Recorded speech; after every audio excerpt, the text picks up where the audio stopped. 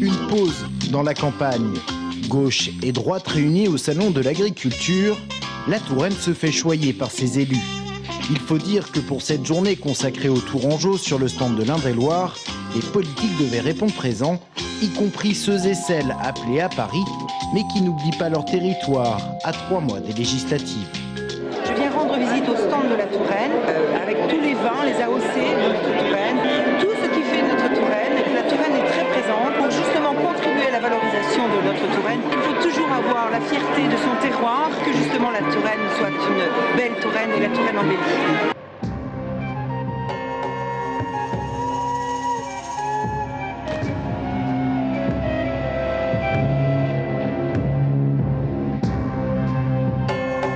Au Parti socialiste, on s'apprête à mener bataille.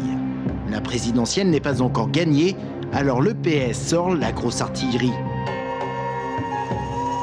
Nous engageons tout un principe de volontaire du changement. On met une mécanique un peu plus puissante pour la dernière ligne droite du premier tour. Les socialistes ne veulent pas se faire avoir par des sondages. Alors samedi, ils vont envahir le territoire à coups de citoyens volontaires venus renforcer les militants. Tous seront chargés de véhiculer les idées de François Hollande pour contrer le front UMPiste.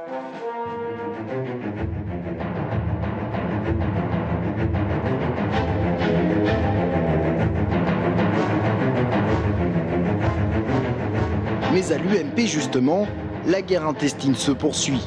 Philippe Briand veut la peau de Thibault Coulon, alors tous ceux qui l'ont soutenu ne semblent plus avoir leur place dans le mouvement, en tout cas pas dans le quart pour Villepinte.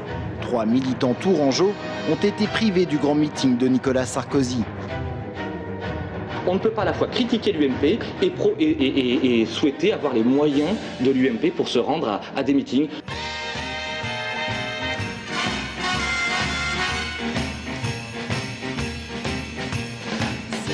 Elle est soulagée, Marine.